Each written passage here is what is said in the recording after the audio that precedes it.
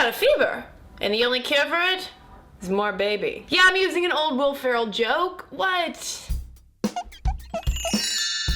Baby fever is a fascinating phenomenon, denoting an intense emotional and sometimes even physical urge to make a baby. While pop cultural depictions of baby fever do tend to cast women as mindlessly desperate for motherhood, scientific studies have found that it does exist. And not just in women. Cats can get it too! Just kidding. A 2007 study out of Sweden found that 58% of male respondents and 78% of female respondents said that they really wanted to have a kid of their own at some point. That isn't new news at all, that a lot of humans want to have children of their own. It is kind of, the whole biological imperative thing. But that sudden surprising baby feverish longing that's now become something of a pop cultural trope is rather new and puzzling to researchers. Researchers think that it might have to do with our widening gap between sexual maturity and when we actually get around to making families.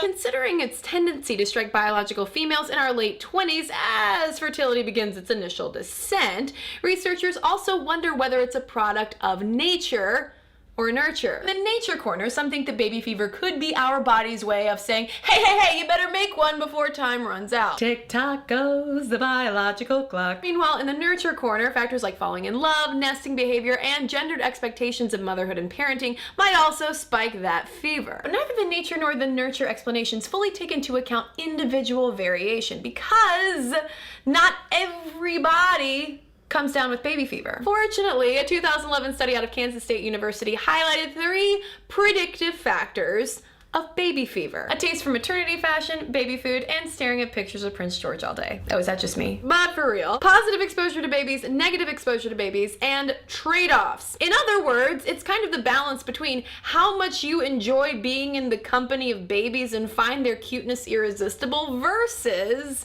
the trade-offs in your life that you would have to make in order to become a parent. So it makes sense that we hear about baby fever more than ever before, because family planning more than ever before is a choice rather than an imperative. So if you take choice and also things like infertility and miscarriage off the table, you don't have baby fever, you just have babies. Little money grubbing babies.